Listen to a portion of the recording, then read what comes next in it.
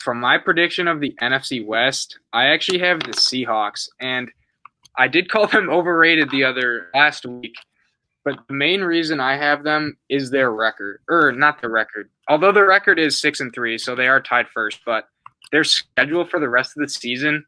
So I see 4 very, very easy wins. They play 3 of the NFC East teams, which have been that division's a dumpster fire, and then they play the Jets, who may as well be included in that dumpster fire. They're abysmal this year as well. They're 0-9. Other games they have, so they have the Cardinals this Thursday, which I think will be a great game, and they finish with the Rams and Niners. So Russ has definitely taken I think he's out of the MVP race, to be honest, with the way he's played the last few weeks. He's been turning it over much more. And we did talk about it a little bit with the Let Russ Cook slogan. Yeah. And one thing that will help Russ not have to cook is getting their running backs back. So Chris Carson and Carlos Hyde, they've been out the last few weeks. They've been starting Travis Homer and DJ Dallas, who by no stretch of the imagination are the best running backs in the league. And Carson is honestly, when he is healthy, you could argue he's a top 10 running back. He's an absolute tank.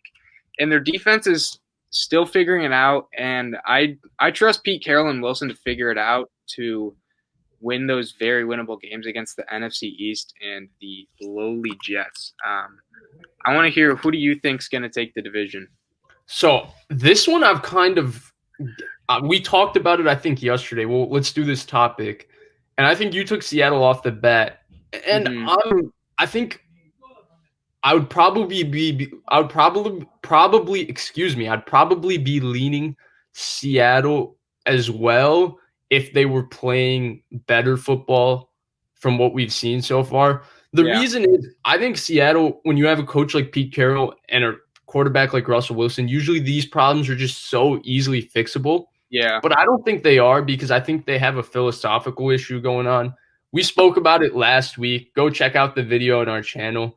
There are some drawbacks to letting Russ cook all the time, and I think Seattle is really reaping what they sow with that.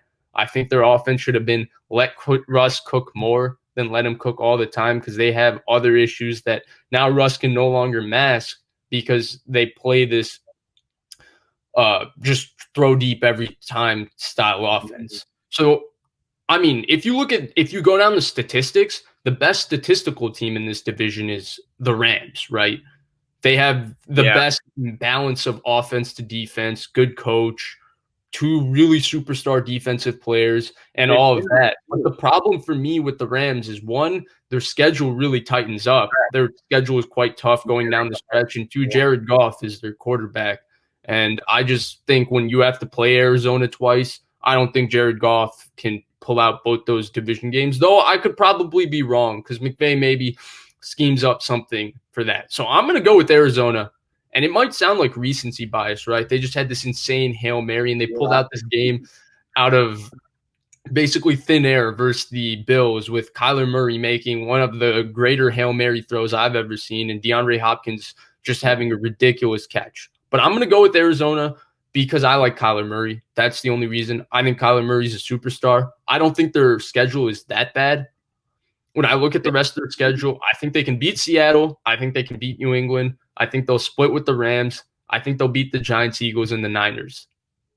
So I really can see them going, I think it's 6-1 down the stretch. I really could see that happening. Now, I've been projecting very conservatively so far in this show. That's a very, very bold prediction, because they're probably the more conservative prediction is that they're probably going to lose to Seattle, split with the Rams, and then lose one more and go 4-3 down the stretch. But I'm going to go with worst case, they're 5-2 down the stretch. I really think that they have a special quarterback, and I think Kyler Murray's starting to really heat up, and he's got his eyes on that MVP race, and it's within grasp right now because he's on pace to throw for 4,000 yards and run for 1,000 yards, which is like unheard of, except if you're playing a my player in Madden. So this is unreal what he's doing. I think their offense is starting to find something. They ran the ball really well. Now, Buffalo has a bad run defense, but they seem to get the ball. They seem to run the ball much better against Buffalo last week. So I think that's a new trend where it's not just Kyler running. You get Kenyon Drake going. Their defense isn't bad. I think Budda Baker is still a superstar. I think they're going to pull this one out. So my one gripe with the Cardinals is their defense the last few weeks. So the last 3 games, each game they've allowed over 30. And I feel that's tough to maintain the offensive consistency with constantly being forced to put over 30 points. Gonzalez is really good, though, and I think that is noteworthy. Having a consistent kicker is something that can really, comes down to the last play that can decide a game or not. Okay. Fair. But Fair. the Rams, I think they're going to go second. We did talk about the balance with them. Their defense has been elite. They have been a top 5 defense. That is without a doubt. And McVay's been there. He's a good coach. And I think at this point he's better than Kingsbury. So he is. The Cardinals next year, though. I think Cardinals, I don't know. I think this is 1 year too early for them. Could be. I'm going to go out on a limb and pick Arizona. Yeah. I just really like Kyler Murray. I think he's that good. The things with the Rams are real, right? Their defense, it's the number 2 scoring defense in the NFL. It's the number 1 second half defense. Think about this. They only allow 4 points a game in the second half on average this season. Yeah, that's ridiculous. That means their coaching is really good because that means Brandon Staley is going into halftime making adjustments. And usually McVay, we can parse with McVay, right? The whole, I think, cliche and kind of generalized take on McVay is he has good game plans, but he can't make adjustments. Well, I think there's a lot more nuance to McVay than that. But just taking the first half of that statement, he does have really good game plans. So that means if you're jumping out for leads and your defense only gives up 4 points each in the second half, then it feels like this amazing formula to win games, right? But I think where the problem is for them is I think that schedule is just really hard.